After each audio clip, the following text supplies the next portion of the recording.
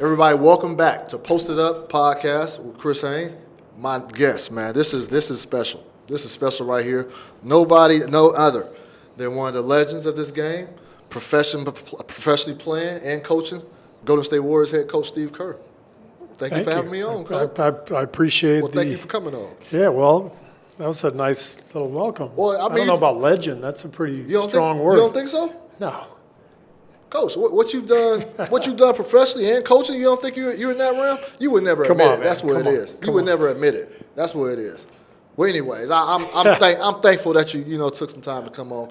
First of all, let me say this. Let me apologize. Let me start the show by apologizing.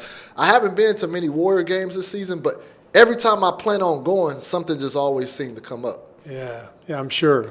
Yeah, that's what a lot of people are saying this year.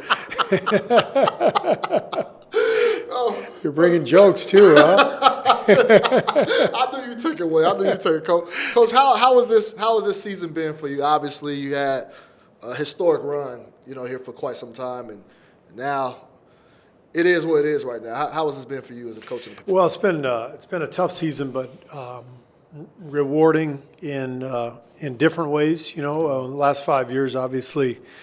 We've had a historic run and an unbelievable roster and a group of veteran players who knew exactly what they were doing. And this year is about bringing along a young group, very inexperienced group of players who are frequently outmanned on the court by veteran teams that we're playing against. And so it requires a different level of coaching, a different kind of coaching. And it's rewarding when you coach young players and you see results and you see them have success and they start to grow and you see their careers start to grow. It's fun to be a part of that. So, it's a different year, but I'm still enjoying it. I came to the first game of the season here, Clippers. I believe it was the Clippers. And I think it was after that game.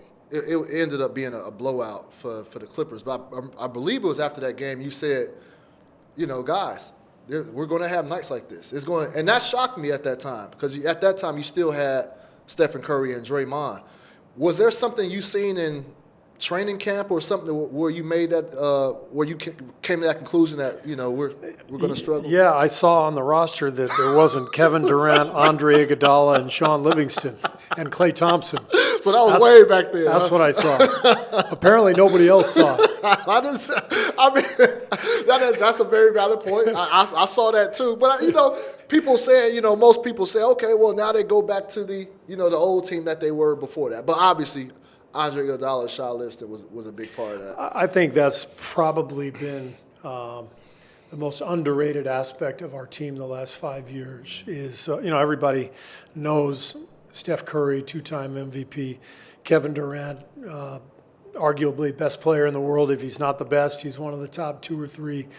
Klay Thompson, just a machine, a two-way god. I mean, offense, defense, 40 minutes, just a physical specimen, can play all day. Everybody talks about those guys, but to me, Andre Iguodala, Sean Livingston, David West, Zaza Pachulia, these vets who set a culture and who were just so smart that every play at both ends, they were always in the right spot and were directing other guys to get to the right spot. They solidified our team. So even though we had all this great talent, top-end talent, we had an incredible foundation that was based on veteran wisdom, and that's what Sean and Andre really represented more than anything. And so when we lost all that in the summer, I knew our defense in particular was going to be in real trouble. These days the NBA is all about wing versatility and defense.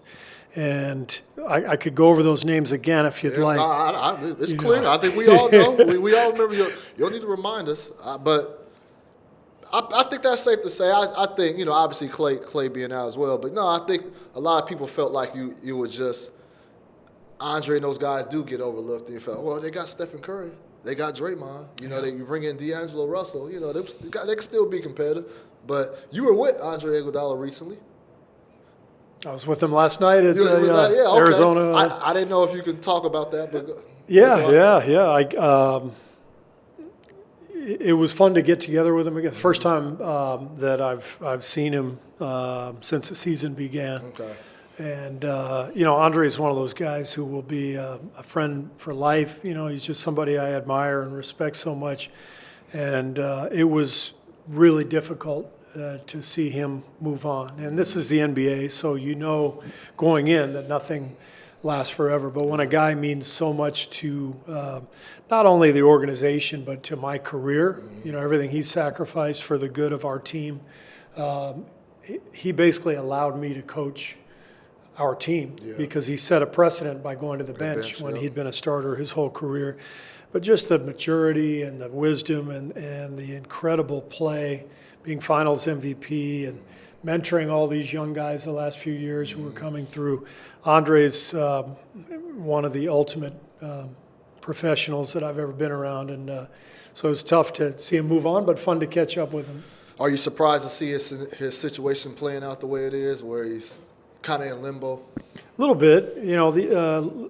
These situations can sometimes get a little tricky, when you have a player who's maybe at the end of his career and you get a trade that is purely financially driven, and you get a team that is like Memphis that is growing and playing young guys and maybe doesn't have as big of a need for Andre as some other teams would. So he knows he's being shopped around the league right now, but they've worked out an agreement, and he's just kind of waiting to see what happens. How much, Coach, I want to get back to the run. How much of last year's finals, there's situations in players' careers and coaches throughout their career where they'll remember certain series or they'll remember certain years. How much does last year, is that something that you'll continue to remember? How much do you still harp on that? In many ways, I'm as proud of the team in last year's finals as I've ever been of our group over the last 5 years. And we've had a lot of great moments together. But when, Kevin was out to start the series, DeMarcus comes back, Clay goes down, Kevin goes down. It was such a crazy time for us from an injury standpoint. We're playing against a great team in Toronto. It's clearly on a roll, presented all kinds of challenges. And for our team to hang in there, without winning a home game in the series, and to be, literally a possession or two here from finishing Game 6 at home and having a chance at Game 7 on the road under those circumstances was just a testament to our team's fight and their competitive desire and their will. Game 6, Klay Thompson's performance was unforgettable, before he tore his ACL. Yeah. And even after, he goes on the floor to shoot 2 free throws with a torn ACL. That's a legend right there. No doubt. I want to, we talk about legend, talk about Stephen Curry. When you've coached him for a while, you've gotten to know him pretty well. One thing that I've always talked about, and people bring up when we're debating, when I'm in the barbershop or whatever, is when you think about Stephen Curry's career, all that he's accomplished, and yet some people still say, well, he still has yet to grab that elusive Finals MVP award. When you're thinking about a player's legacy, I know you're close with him and everything. How important is that award, and is there too much importance placed on getting that accolade? Yeah. I mean, I guess when you're Steph Curry, people raise the bar so high. That's probably the only thing that anybody could reach that, could say, okay, what about this? Because he's done everything else. Yeah. But in a maybe a metaphorical way, it also describes who Steph is as a player. He doesn't have to be the savior. He plays within a team's framework, and nobody was happier in 2015 when Andre Iguodala won Finals MVP than Steph. Has Steph wanted to win Finals MVP? I'm sure. Who wouldn't? But it's never taken away from his performance. Kevin Durant was dominant 2 straight years in the finals and deserved MVP both years. So Steph is fine with that. I mean, he's so comfortable in his own skin. You know, if you just shared a conversation with him, and you said, he would probably say something like, "Well, if this is the worst thing that's ever going to happen, I think I'm going to be okay." Okay, you know? no, for sure about that. Yeah, and you talk about his selflessness. He was willing to, this past summer to go out there and try to talk with KD and try to get this thing back. Were you surprised that KD left? No. You weren't? No. Well, I knew you were going to say that. I knew you. Why were you? Why'd you ask? Because I got to at least get that out. At least get you to say it. Why were you not, Coach? We could just feel it last year. You know, it just he just sort of faded from the group by the end of the year, and sometimes you just have a feeling about things. We never discussed his free agency. That wasn't my business to, even though I was his coach. Yeah.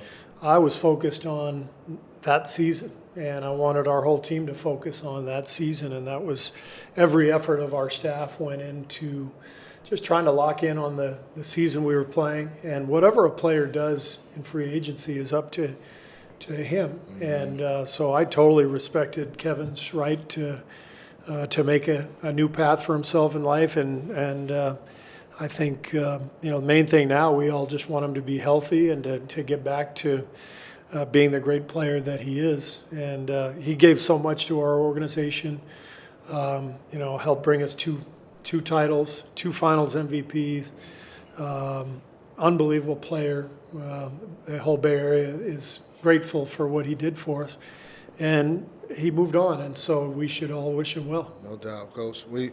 You think about this season and what you guys are going through. I saw you made a comment saying that you're looking at some of the media out there, and you realize it's not what it was back then. Like, are you like does that bother you? That you see. Okay, no. So you understand. Oh, okay. Okay. I used to be in the media. Yeah, I know that. I know that, Coach. I'm saying it's kind of hard to try to convince your company. You need to go. You don't need to rub it in. I mean, I don't need details here. You made your point, Chris.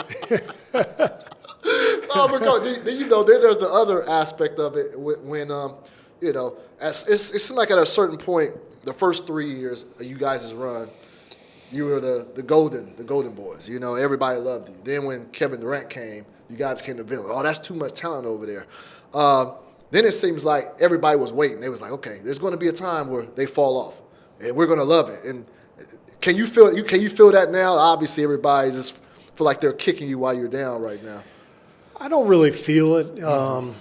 From our standpoint as an organization, I think the important thing is to handle victory and defeat with dignity. That may sound like a cliche, but it's true. Mm-hmm. You want to be able to handle yourself with class under any circumstance, and you want to be able to maintain that value. You want to be able to look at yourself in the mirror and know that you've given your best effort, and that a lot of your success was circumstantial, and a lot of your failure is also circumstantial. We're all going to do our best. We're all going to have times where we're up here and times when we're down here, and it's all part of it. But the whole point is to be consistent with your effort at every level of the organization. And we believe that, and we believe we'll be back. We are a really strong organization. We have great fans. We got this new stadium, unbelievable ownership and management. So these are the natural ebbs and flows of an organization. Unless you're the Spurs, then you just win every year, I guess. But this is how it works, and we just think it's important to be dignified and classy, win or lose, and you keep going about your day. And you say you guys will be back. I think everybody knows that. Do you see a point where Steph or Clay can return at some point this season? Steph, for sure. Okay. His injury is not nearly as serious as Clay's because we're dealing with a hand and not a knee. We'll reevaluate Steph, in sometime in February. Okay. But I think there's an excellent chance he comes back, sometime in March, late in the season. which we would all welcome. I think our fans deserve to see him play. He's dying to play. Our young players want to play with him, and so if we could get him back at the end of the season, I think it'd be great. Clay, I doubt will play, coming off an ACL. Just the time frame, we wouldn't want to put him in that kind of jeopardy. And Coach, you don't want to get your draft pick. You don't want to put that in jeopardy as well, Coach.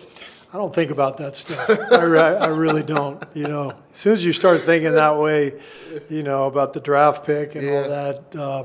There's teams that have been stuck in the lottery for years and years. I think you have to go about your business and try to win every game. As we speak, I think we're 6-24. Yeah. We've tried to win every damn game, and we've actually come close in about 10 of our losses. We've lost so many close games because our young guys aren't ready to finish games yet, and that's what we're working on. We're trying to get better at all the details, everything you need to know how to do to close a game. That's what we're worried about. We're not worried about the lottery. Okay, all right. Well, I'll ask you that question later down the road in the season. Have you had a chance? I saw you made a comment about the proposed changes in season tournament, things of that nature. Have you had a chance to study it in the last time you I haven't studied it at all. I've only read about the ideas, nothing in detail. So it's hard for me to comment on that stuff other than to say I'm very open-minded and definitely willing to hear what the league has to say. And I think it's smart for the league to always be looking ahead, looking forward, trying to make things entertaining for our fans. When you think about, I know you don't want to think about it because you're in the moment right now, but when you think about your legacy as the coach here with the Golden State Warriors, what is something that you're most proud of during the stint? Something that you felt like you've helped build and construct? Well, honestly, this is the dead truth. I don't care about legacy. I don't. I care about what happens every day, and I care about our players, and I want our atmosphere to be one that players enjoy coming to work every day. And I think that's probably what I'm most proud of is the joy that exists with our team. And I think Steph Curry embodies that. Steph plays with so much passion and joy. And this is a game. This is a game that we all start playing as kids because we love it. But you get to this level, and there's a business aspect to it that is really difficult for a lot of people. As coaches, we can get fired. Players can get traded, cut, injured. And if you let yourself get consumed by all that stuff, you lose the joy. And I think that's been a real hallmark of our team, and it's been something that I've prioritized with our group. We have to enjoy this. This is the time of our lives, and I think Steph and Andre and Draymond, I think they've all kind of, I don't even want to say bought into it because they believe it too. I think they've fostered that value, and I think our fans have felt it, and that's probably what I'm most proud of. Well, that's what's surprising about it, because we talked about this a couple of years back, Coach, when you talk about the coach's tenure is not long in this league on the average, and you left the front office to take this on. I would think there's more security in the front office. Well, why was there such a hunger for you to get on the sidelines? Well, I was in the front office, but I actually went to TV in between, and there's way more security in TV. Yeah, that's for sure. That is for sure. For me, it was a combination. My kids had grown up, and they basically were off in college or beyond, and I had gotten to the point where I had done TV for, I think, 8 years with TNT and CBS. I was a general manager in Phoenix for 3 years. Didn't particularly enjoy the GM position. I wanted to be on the court. Gotcha. So during my last few years broadcasting with TNT, I knew I wanted to coach, and I really started to focus on it, and I started asking my friends in the business for advice, and a lot of people really helped me, and I started to kind of formulate an idea of how I would go about my business if I ever became a coach. And I couldn't have asked for a better setup, being from Southern California, having two kids who were at Berkeley, to come up to the Bay Area and to coach this group of players couldn't have worked out any better. And the rest is history. Coach, I'll be remiss. I don't mean to put you in the spot, but I feel like I gotta at least mention it here. This is kind of personal, but a few years ago, my girl lost her brother, and he was killed in front of his mom's house, and. At the time, I would just encourage everybody to please get life insurance. Like, please invest in that. A lot of times you put the family in a bind. But I was just leaving Cleveland and coming over here to Golden State to cover the Warriors. So I definitely didn't have what I have now. And we were hurting, we were struggling, and we put out I think a GoFundMe page for my brother. But I remember I never spoke with Coach Kerr before. Well, I said one other time. This is when I was covering Blazers. You were in the hunt for the GM job. You ended up turning that down. But I got a call from you, Coach Kerr. I was in Fresno, California, out the blue. And it just that touched me. And you called out, and I didn't at that time. I wasn't aware of your story, what you've been through, and you talked to me a little bit about that. And my dad has always been a big fan of yours, and he happened to be right there. I told him it was Kerr that I even gave him the phone, and you spoke to him for a little bit. But one other thing that happened was it was about, I want to say a day later. We happened, look at the GoFundMe account, and I saw, I think my girl saw something, K. Kerr, a donation. I'm like, K. Kerr. And I didn't know anything, and I went and Googled up, your family. I'm like, wow, Coach Kerr's wife, and that touched my girl so much, man, and my family, and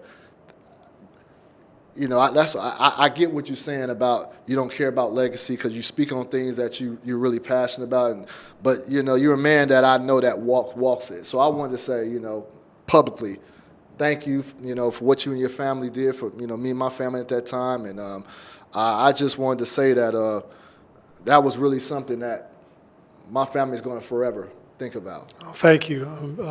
It means a lot to hear that. And I know it's not easy to talk about, things like that, which is why I'm very passionate about, gun violence prevention and gun control. And that's kind of my pet charitable interest is just trying to do anything I can given my position in the public eye. But it's it's something that so many people in this country have to go through, given our gun culture in America. And so I appreciate you sharing your story. And it's not easy.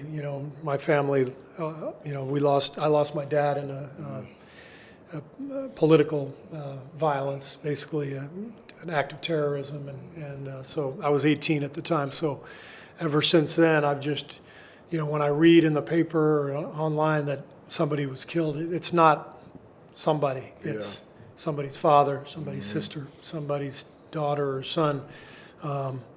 It's not a number. It's not 11 people who were killed. It's 11 names, and I always think about all the people involved, and so I'm trying to do what I can to help help people, but help us as a country come to some sensible gun safety measures because we're so far behind. It's incredible.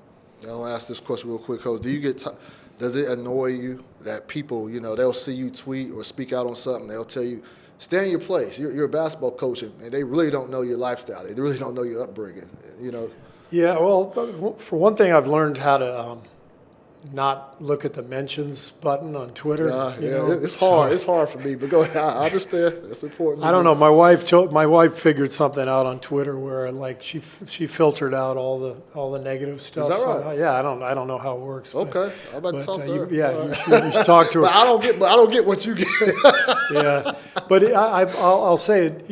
It's a lot easier to live in the Bay Area amongst like-minded people. I get that. Most people here agree with a lot of my thoughts, and it'd be a lot harder, living in the South or living in a state where maybe people didn't agree with me or whatever. But it's just more than anything, it's the culture that we live in today. Everybody has a voice, whether that means you want to comment on something or attack the person who is commenting on something. Everybody gets a voice, so it's dangerous, and it's powerful, and I've had to sort of learn how to navigate my way through all that. But I think it's important to speak your mind. Well, Coach, I appreciate you for coming speaking, on this podcast, Coach. You've always been somebody I admired and respect, but even long before I covered you on a day-to-day basis. Appreciate it. Coach, it'd be soon. Soon I'll be out here on I'll believe it when I see it, Chris. Thank you, Coach Kerr.